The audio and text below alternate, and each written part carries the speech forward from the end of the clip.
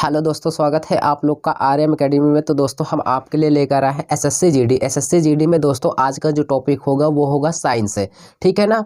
Science में जो भी क्वेश्चन लेकर आया हूँ दोस्तों, सारे क्वेश्चन प्रीवियस ईयर होंगे। जी हाँ दोस्तों, अगर आप हमारे इस आर्यम एकेडमी चैनल पर नए हैं तो चैनल आर्यम एकेडमी को जरूर सब्सक्राइब करें, लाइक करें, शेयर करिए। दोस्तों आप कमेंट करिए कि वीडियो आपको कैसी लगी। तो दोस्तों चलिए क्वेश्चन को स्टार्ट करते हैं और क्वेश्चन को अच्छे तरीके से समझते हुए आगे बढ़ते हैं, ठीक है। अगर आपको मैं आपको बता दूं कि आप इस क्वेश्चन को प्रैक्टिस करिए, आपको खुद को लगेगा कि हाँ हमने कुछ पढ़ा है, ठीक है। तो चलिए देखते हैं क्वेश्चन हमारा पहला स्क्रीन पर क्या दिया गया है। कह रहा जब अम्ल जल के साथ अभिक्रिया करता है तो उत्पन्न होती है, जो अम्ल होता है दोस्तों, एसिड होती है। एसिड जो होती है वो जब जल के साथ अभिक्रिया करती है, तो वो कौन सी गैस देती है? तो वो दोस्तों हाइड्रोजन गैस देती है, अर्थात हमारा डी ऑप्शन करेक्ट हो जाएगा। अच्छा, तो हाइड्रोजन गैस देती है दोस्तों। तो हाइड्रोजन मैं आपको बता दूं कि वायुमंडल जो है दोस्तों, वायुमंडल में यहाँ पे आपका यानी जो सूर्य होता है, सूर्य के पास सबसे ज़्यादा गैस कौन सी होती है? हाइड्रोजन और हीलियम का समूह होता है, ठीक है ना। तो वायु में जो सूर्य होता है, सूर्य का गोला होता है, वो किससे बना है? तो हाइड्रोजन और किससे? हीलियम के गैसों से मिलकर बना हुआ है। अब हाइड्रोजन की खोज किसने किया था दोस्तों? तो हाइड्रोजन की खोज मैं आपको बता दूं कि हाइड्रोजन की खोज कैवेंडिश ने किया था। ये भी आप लोग जानते रहना, ठीक है ना। हाइड्रोजन की खोज किसने किया था? कैवेंडिश ने किया था। तो चलिए यहाँ से मैंने आपको बताया कि ये सारी चीज़ें क्या होती हैं, ठीक। ऑक्सीजन की खोज किसने किया? जोसेफ प्रेस्टले ने किया था। ऑक्सीजन की खोज किसने किया था? जोसेफ प्रेस्टले ने किया था, ठीक है। ये सारी चीज़ें आप लोग जानते हैं ना। और वायुमंडल में सबसे ज़्यादा कौन सी गैस पाई जाती है? नाइट्रोजन। वो लगभग कितना परसेंट? 71% वो जो है यानी ये पाई जाती है वायुमंडल में, ठीक है ना। तो चलिए आगे देखते हैं और सारे क्वेश्चनों को हम लोग क्लियर करते हैं। ये रहा हमारा नेक्स्ट क्वेश्चन। कह रहा है कि नोबेल पुरस्कार निम्न में से किस क्षेत्र में नहीं दिया जाता है? अच्छा, नोबेल पुरस्कार आज सबसे पहले ये जानेंगे नोबेल पुरस्कार कितने क्षेत्रों में दिया जाता है। तो 6 क्षेत्रों में दिया जाता है। डायरेक्टली क्वेश्चन ये भी पूछ लेता है।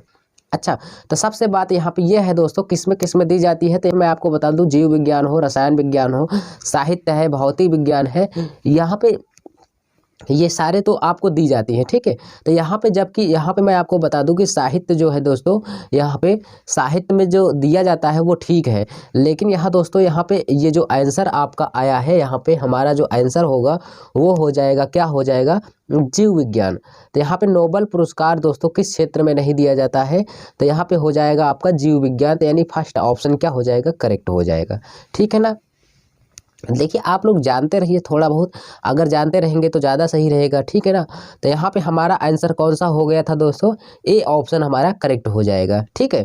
चलिए नेक्स्ट क्वेश्चन देखते हैं और भी क्वेश्चनों को क्लियर करते हैं। ये रहा हमारा अगला क्वेश्चन, ठीक है। चलिए क्या कह रहा है? कह रहा है कि डेंगू के समय रक्तस्राव प्लेटलेट्स की संख्या किसकी कमी के कारण होता है? जब बुखार आ जाता है तो आप लोग सुने हैं कि प्लेटलेट्स क्या होता है? डाउन हो जाता है। तो कमी के कारण होता है कौन से प्लेटलेट्स यहाँ पे दे रहा है? तो बताइए, इस क्वेश्चन का जो आंसर होगा दोस्तों वो प्लाज्मा होता है। तो प्लाज्मा हमारा क्या होता है दोस्तों? डाउन हो जाता है, ठीक है ना। चलिए आगे देखते हैं अगले क्वेश्चन को, उसको भी क्लियर करते हैं। ये रहा नेक्स्ट क्वेश्चन। कह रहा पालक में प्राकृतिक उत्पादन के रूप में एसिडिक असमान रूप से संचित प्रतिशत होता है।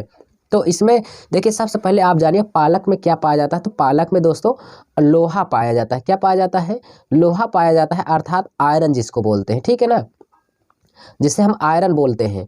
और मैं बता दूं पालक जो होता है दोस्तों, इसमें पालक में जो होता है ना, पालक में ऑक्जेलिक अम्ल पाया जाता है।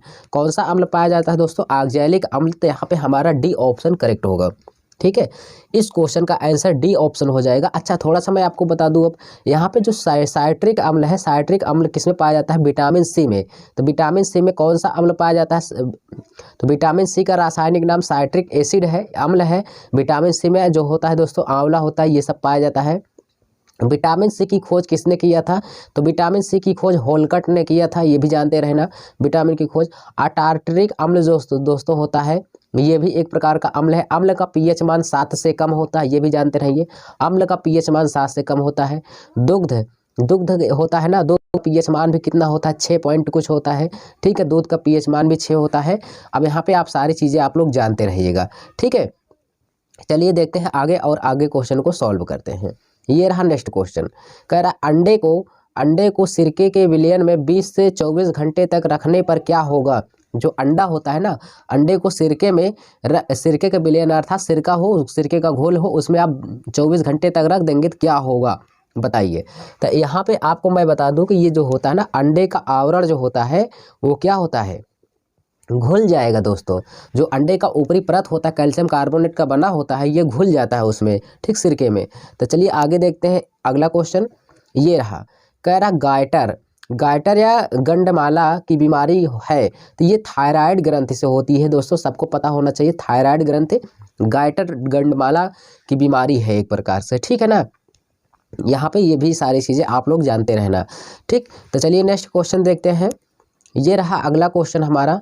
वायु की अपर्याप्त मात्रा में, वायु जो ऑक्सीजन है ना, ये वायुमंडल है, वायु की अपर्याप्त यानी पर्याप्त मात्रा में ना हो तो जीवाश्मों ईंधन के दहन के फलस्वरूप कौन सी गैस निर्मित होती है बताओ। तो जीवाश्म ईंधन के दहन के फलस्वरूप कौन सी गैस होती है। तो इसमें सबसे ज़्यादा कौन सी गैस एक प्रकार से पाई जाती है, तो मैं आपको बता दूं कि इसमें जो है दोस्तों कार्बन मोनोऑक्साइड पाई जाती है। कौन सी गैस पाई जाती है, कार्बन मोनोऑक्साइड, ठीक है ना, जिसको हम लोग जानते हैं CO के नाम से जानते हैं, कार्बन मोनोऑक्साइड। ठीक, ये भी आप लोग जानते रहना। मीथेन होता है, धान के खेतों में पाया जाता है, कोयले में, ये सब मीथेन, ये सब दलदली क्षेत्रों में बहुत ज़्यादा मीथेन पाया जाता है, ठीक है ना। कार्बन डाइऑक्साइड है, CO2 है, ठीक है, ये भी जानते रहना। तो यहाँ पे सब कुछ जानते रहना।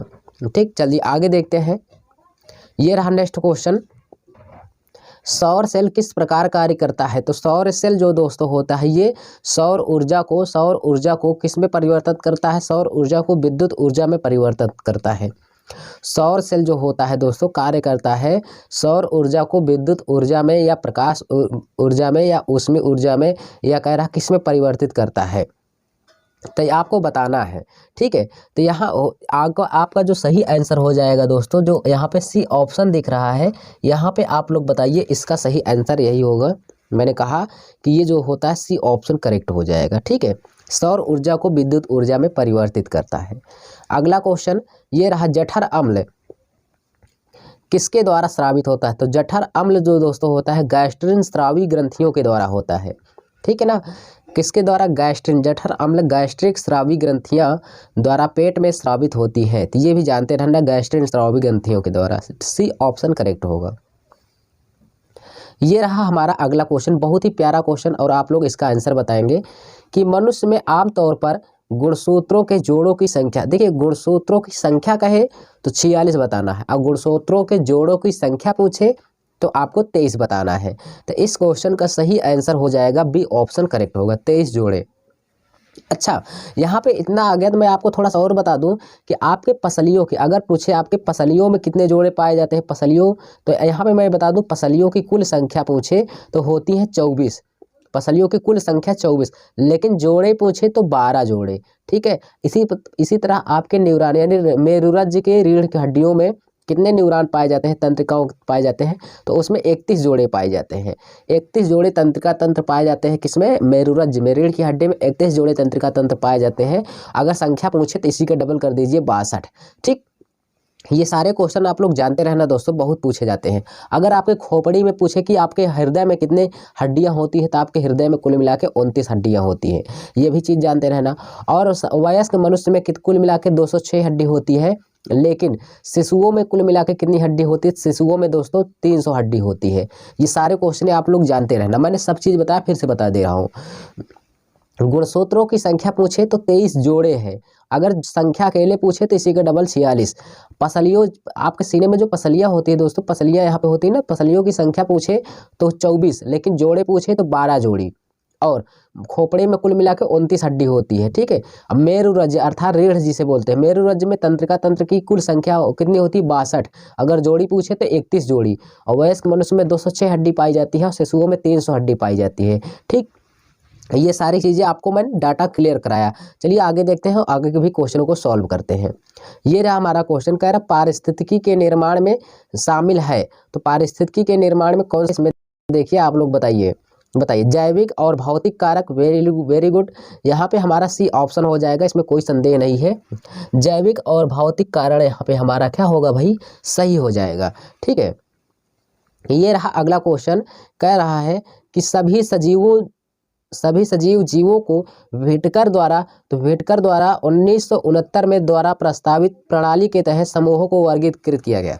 हाँ दोस्तों, मैं आपको थोड़ा सा बता दूं कि जो ये व्हिटकर है, व्हिटकर के द्वारा 1969 में ये हमें 5 जगत वर्गों में बांटे थे जीवों को। कितने वर्गों में, 5 जगत वर्गों में बांटा था। तो ये हमारा हो जाएगा आंसर कौन सा, डी ऑप्शन करेक्ट हो जाएगा। ठीक है ना भाई, तो यहाँ पे डी ऑप्शन हमारा करेक्ट हो जाएगा, 5 जगत वर्गों में बांटा था। चलिए ऐसे ही क्वेश्चनों को देखने के लिए दोस्तों आगे देखते हैं और उसको भी क्लियर करते हैं। ये रहा हमारा नेक्स्ट क्वेश्चन। कह रहा अम्लीय एवं क्षारीय तत्वों के निर्धारण के लिए हम लाल लिटमस पत्र अथवा किसका उपयोग करते हैं, लाल लिटमस पत्र और हम लोग दोस्तों किसका उपयोग करते हैं, बताइए, शर्करा का कि किसका प्रयोग करते हैं। यहाँ पे इस क्वेश्चन का आंसर क्या होगा दोस्तों, आप लोग हमें बताइए। तो यहाँ पे इस क्वेश्चन का आंसर हो जाएगा आपका डी, हल्दी हो जाएगा। ठीक है ना, यहाँ पे आपका आंसर क्या होगा, हल्दी होगा, अर्थात यहाँ पे आंसर जो होगा हल्दी होगा, डी ऑप्शन करेक्ट हो जाएगा। अच्छा, तो दोस्तों मैं आपको थोड़ा सा हल्दी बता दूँ। हल्दी क्या है, आपका जड़ है, तना है। तो हल्दी एक प्रकार से जड़ आती है। कभी कभी आपको बहुत सारे देखने को मिलेंगे हल्दी और अदरक जो होता है दोस्तों जड़ में आती है। ठीक है ना, यहाँ से आप लोग जानते रहना। प्याज और लहसुन जो होता है दोस्तों वो तने में आ जाता है। तो चलिए आगे देखते हैं, अगले क्वेश्चन को क्लियर करते हैं। ये रहा हमारा क्वेश्चन।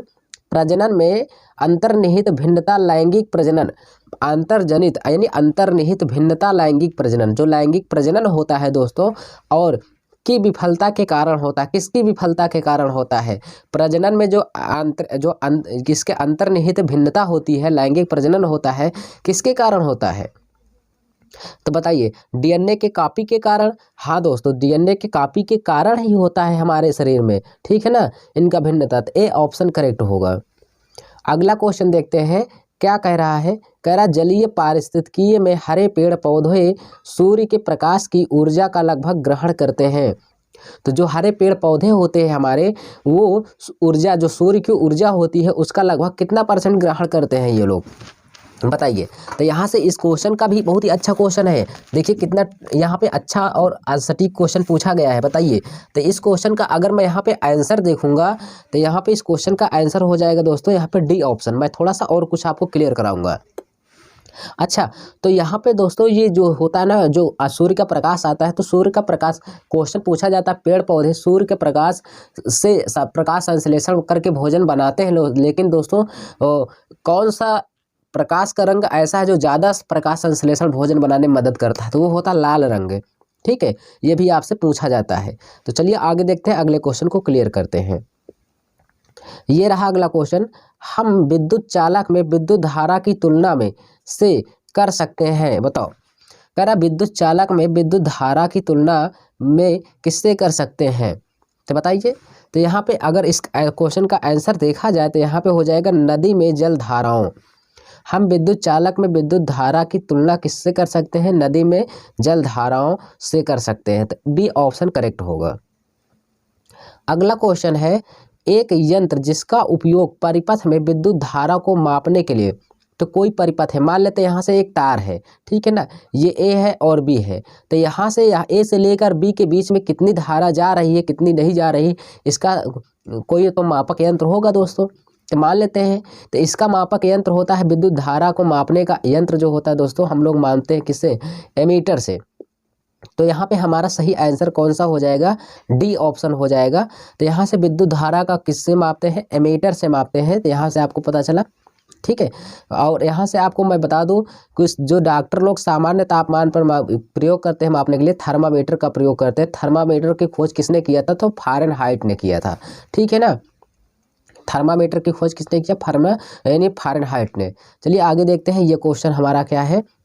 स्वाद के खट्टे पदार्थ की प्रकृति कैसी होती है, जो स्वाद का खट्टा प्रकृति होता है वो कैसा होता है दोस्तों, तो खट्टा पदार्थ जो होता है अम्लीय होता है। डी ऑप्शन करेक्ट हो जाएगा, ठीक है ना। चलिए अगला क्वेश्चन ये रहा हमारा दोस्तों, यहाँ पे क्या कह रहा है, कैटेनेशन का गुण किसमें सबसे अधिक आसानी से प्रबल होता है। तो काइटेनेशन का गुण जो दोस्तों होता है वो सबसे ज़्यादा किसमें प्रबल होता है, तो ये हो जाता है आपका नाइट्रोजन में। और वायुमंडल में सबसे ज़्यादा कौन सी गैस पाई जाती है दोस्तों, नाइट्रोजन ही पाई जाती है। ये नाइट्रोजन बहुत ज़्यादा पूछा जाता है। ठीक है, कह रहा जैव निम्नीकरण माने जाने वाले पदार्थ, जैव निम्नीकरण माने जाने वाले पदार्थ इसमें कौन से होंगे, तो आइए मैं आपको दिखाता हूँ। जैव निम्नीकरण पदार्थ, तो यहाँ पे कौन सा हो जाएगा आपको बताना है। चलिए, तो जैव निम्नीकरण पदार्थ जो होगा दोस्तों, जैविक प्रक्रिया से निम्नीकृत किया जा सकता है, तो यहाँ पे सी ऑप्शन करेक्ट हो जाएगा। ठीक है, अगला देखते हैं ये क्वेश्चन क्या कह रहा है। स्वाद में कड़वे खाद्य पदार्थ की प्रकृति होती है, तो जो स्वाद में कड़वे होते हैं वो कौन से होते हैं, तो ये होते हैं क्षारीय होते हैं, जिसे हम बेस बोलते हैं। ठीक है ना, तो ए ऑप्शन यहाँ पे करेक्ट हो जाएगा। बताइए, तो क्षारीय होगा कि नहीं होगा, देख लीजिए तब फिर बताइए हमें एक बार। इस क्वेश्चन का एक बार यहाँ से देखिए सब लोग, यहाँ देखिए थोड़ा सा, यहाँ पे हो जाएगा आपका एक प्रकार से यहाँ पे दोस्तों उदासीन। तो देखिए दोस्तों, तो यहाँ पे उदासीन होगा, चलिए मैं आपको बता दे रहा हूँ, उदासीन होगा कि यहाँ पे ये होगा। तो यहाँ पे आप लोग हमें कमेंट बॉक्स में कमेंट करके बताएंगे इस क्वेश्चन का आंसर। स्वाद में कड़वे व खाद्य पदार्थ की प्रकृति जो होती है दोस्तों, उदासीन होगा कि क्षारीय होगा, इस क्वेश्चन का आप लोग कमेंट में हमें बताइएगा क्या होगा इसका आंसर। चलिए यहाँ पे अगला क्वेश्चन देखते हैं। पौधों में प्रकाश संश्लेषण प्रकाश ऊर्जा को ऊर्जा में परिवर्तित करता है। देखिए फिर से मैंने कहा ना, पौधों में जो प्रकाश संश्लेषण होता है वो प्रकाश ऊर्जा को किस में बदलता है, तो प्रकाश ऊर्जा को दोस्तों रासायनिक ऊर्जा में बदलता है। ठीक है ना, तो प्रकाश संश्लेषण की क्रिया की हम फोटोसिंथेसिस भी कहते हैं कभी कभी। ठीक है, और प्रकाश संश्लेषण सबसे ज़्यादा किस रंग में होता है, लाल रंग में होता है दोस्तों। ठीक, यहाँ पे आप लोग जानते रहना। तो चलिए आगे देखते हैं, अगले क्वेश्चन को भी क्लियर करते हैं। ये रहा हमारा नेक्स्ट क्वेश्चन।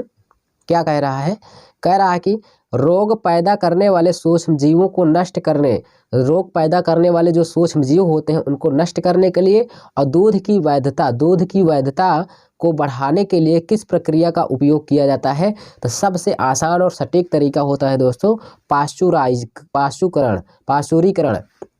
यहाँ पे आपका कौन सा आंसर हो जाएगा, सी ऑप्शन हो जाएगा। सूक्ष्म जीवों को नष्ट भी हो जाते हैं और दूध को लंबे समय तक आपको सुरक्षित रखना है, तो पाश्चुरीकरण का मतलब होता है एक निश्चित तापमान तक इसको गर्म करना दोस्तों, और इसको फिर धीरे धीरे ठंडा होने देना।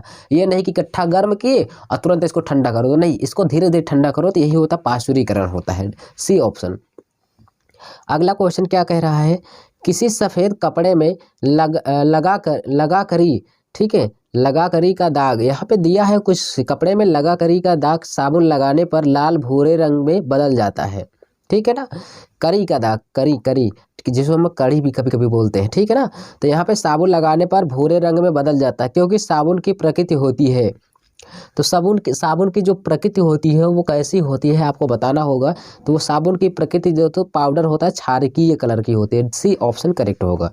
ठीक, अगला क्वेश्चन क्या कह रहा है, हम जिन वस्तुओं का उपयोग या उपभोग करते हैं या उपभोग करते हैं को छोड़कर सभी पृथ्वी पर उपलब्ध संसाधनों में प्राप्त किए जा सकते हैं। यानी छोड़कर, किसको छोड़कर, सभी को प्रयोग किया जा सकता है। घर्षण को, ठीक है, जल से प्राप्त ऊर्जा को, पवन से प्राप्त ऊर्जा को, सूर्य से प्राप्त ऊर्जा को। हम संसाधनों को यानी पृथ्वी पर उपलब्ध संसाधनों से प्राप्त किए जा सकते हैं। तो बताओ किससे प्राप्त किए जा सकते हैं भाई, यहाँ पे इस क्वेश्चन का आंसर है। तो बताइए, यहाँ पे मैं आपको बता दूं, पृथ्वी पे आप सभी संसाधन का प्रयोग कर सकते हैं, जबकि एक चीज़ नहीं प्राप्त कर सकते, वो क्या है, सूर्य से प्रकाश प्राप्त ऊर्जा। अब पृथ्वी पे तो सब कुछ है, घर्षण है, फ्रिक्शन जिसे बोलते हैं। जल से प्राप्त ऊर्जा भी प्राप्त कर लेंगे पृथ्वी पर रहकर, पवन से ऊर्जा प्राप्त कर लेंगे, लेकिन सूर्य पृथ्वी के पास रह करके आप सूर्य नहीं प्राप्त कर सकते, जबकि सूर्य वहाँ से खुद ना निकले। ठीक है ना, तो सी ऑप्शन करेक्ट होगा। चलिए आगे देखते हैं अगला क्वेश्चन। विद्युत परिपथ में विभवांतर मापने के लिए प्रयुक्त मापक यंत्र। तो विद्युत परिपथ में विभवांतर को मापना है, तो विभवांतर को मापने के लिए हम दोस्तों वोल्ट मीटर का प्रयोग करते हैं, डी ऑप्शन करेक्ट हो जाएगा। और थर्मामीटर के द्वारा हम तापमान को मापने के लिए थर्मामीटर का प्रयोग करते हैं। ठीक है ना, यहाँ से आपको पता चला। प्रतिरोध को मापने के लिए ओम, प्रतिरोधकता को मापने के लिए किसका माप करते हैं, ओम मीटर को। ठीक है, देखिए मैं आपको यहाँ पे थोड़ा सा क्लियर करा दूँ। प्रतिरोध को अगर कहें प्रतिरोध को मापने के लिए तो आप कहेंगे ओम, प्रतिरोध को मापने के लिए ओम, अगर प्रतिरोधकता कहे तो ओम मीटर से मापते हैं। ठीक है, दोनों चीज जानते रहना। अगला क्वेश्चन देखते हैं, ये रहा हमारा, कह रहा मानव लिंग गुणसूत्र। ठीक है ना, ठीक है, मानव लिंग गुणसूत्र। तो यहाँ पे आपका मानव लिंग गुणसूत्र बच्चों के लिए लिंग निर्धारण करते हैं। तो और यहाँ पर दिया जहाँ यक्स यक्स परिणाम है। तो जब यहाँ पे देखिए दोस्तों, एक होता मेल बॉडी, एक होती फीमेल बॉडी। जब मेल का क्या हो, मेल के क्रोमोसोम्स क्या हो, यक्स हो, और फीमेल के भी क्या हो, यक्स हो। तो ये जब दोनों यक्स और यक्स मिलते हैं तब जाके के इसकी पुत्री का जन्म होता है, अर्थात यहाँ पे लड़की। तो यक्स यक्स दिया है तो यहाँ पे क्या हो जाएगा दोस्तों, लड़की होगा। जबकि यहीं पे दोस्तों अगर मेल बॉडी का, यहाँ पे मैं आपको बता दूं थोड़ा सा, मेल बॉडी का अगर यहाँ पे वाई क्रोमोसोम्स है और यहाँ पे फीमेल का यक्स है, तो यक्स वाई मिलकर यहाँ पे आपको ये लड़के की उत्पत्ति देते हैं। ठीक, यहाँ पे जानते रहना, यक्स यक्स क्या हो जाएगा, लड़की हो जाएगा। बी ऑप्शन करेक्ट होगा। चलिए अगला क्वेश्चन देखते हैं, ये रहा हमारा, निम्नलिखित में से ओजोन परत को नष्ट करता है। तो पहली बात तो ओजोन परत किस मंडल में पाई जाती है, ये सारी चीज जानते रहना।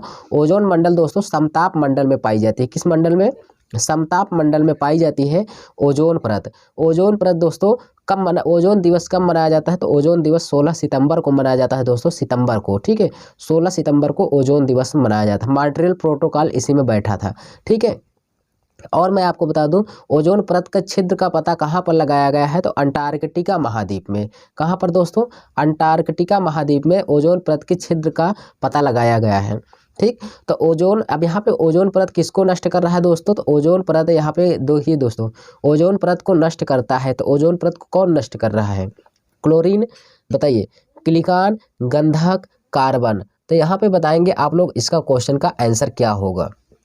यहाँ पे ये हो जाएगा आपका बी ऑप्शन करेक्ट हो जाएगा, क्लोरीन, जिसे आप क्लोरोफ्लोरोकार्बन भी कहते हैं। ठीक है ना, तो बी ऑप्शन करेक्ट होगा। चलिए आगे देखते हैं अगला क्वेश्चन, कह रहा पत्तियों में मौजूद हरा रंग किस नाम से जाना जाता है। तो देखिए दोस्तों, यही चीज़ मैं आपको समझाने का प्रयास कर रहा हूँ।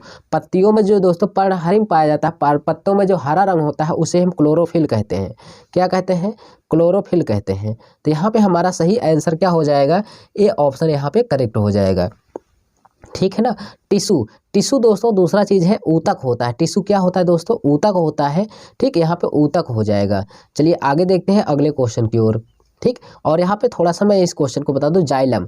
जाइलम क्या है दोस्तों, जाइलम दोस्तों जो जड़ होती है ना, तो जड़ में देखिए, पहले आपको क्वेश्चन पूछा जाइलम में कौन सा तत्व पाया जाता है, जाइलम में एक लिग्निन तत्व पाया जाता है, लिग्निन। ठीक है, ये जानते रहना। जाइलम जो दोस्तों होता है यानी पृथ्वी से खनिज पदार्थ और जल को पूरे पौधों तक पहुंचाता है। ठीक, जैसे ये हमारा पौधा है और यहाँ पे मैं आपको बता दूं ये हमारा पौधा है। ठीक, इसमें ये क्या करता है, जाइलम, ये जाइलम दोस्तों यहाँ से मिट्टियों से जल और क्या करता है, पानी और किसको, खनिज पदार्थ को ले जाकर पूरे पौधे में पहुँचाता है, हर एक पत्तियों तक पहुँचाता है। और जो फ्लोएम होता है दोस्तों, यहाँ पर फ्लोएम दिया है, ये प्रकाश से फोटोसिंथेसिस करके, प्रकाश संश्लेषण करके, ये पत्तियां जो होती है, पत्तियों से भोजन बनाकर ये पूरे जड़ तक पहुंचाता है फ्लोएम। समझ में आया ना, तो जाइलम जड़ से लेकर खनिज पदार्थों को पहुंचाता है, जल को, और जो फ्लोएम होता है ये सूर्य के प्रकाश से प्रकाश भोजन को बना करके पूरे जड़ तक पहुंचाने का कार्य करता है। तो जाइलम फ्लोएम समझ में आया। चलिए आगे देखते हैं, ये रहा अगला क्वेश्चन, निम्न में से कौन सा अंतःस्रावी तंत्र का हिस्सा नहीं है। तो अंतःस्रावी तंत्र, अब देखिए अंतःस्रावी तंत्र का मतलब क्या है, एड्रिनल ग्रंथ ये भी है, पेनियल ग्रंथ ये भी, थाइमस ग्रंथ, जबकि लार ग्रंथ भी है। तो इस क्वेश्चन का सही जवाब क्या होगा दोस्तों, लार ग्रंथ है दोस्तों, ये आंतरिक स्राव नहीं है, बाह्य स्राव है। तो यहाँ पे हमारा क्या हो जाएगा, ए ऑप्शन क्लियर हो जाएगा। ठीक है, समझ में आया। तो चलिए ऐसे ही क्वेश्चनों को पाने के लिए दोस्तों हमारे इस चैनल को जरूर सब्सक्राइब करिएगा। आपको मैं बता दूं, इस एक क्वेश्चन मैं आपको दे रहा हूं, ये होमवर्क है आपका हमें कमेंट में करके बताइए, डीएनए का पूर्ण रूप क्या है, डीएनए का फुल फॉर्म क्या है, आपको हमें कमेंट बॉक्स में बताना है दोस्तों। तो मैं आपको बता दूं कि दोस्तों अगर आप हमारे इस आर्यम एकेडमी चैनल पर नए थे तो चैनल को जरूर सब्सक्राइब करिएगा दोस्तों।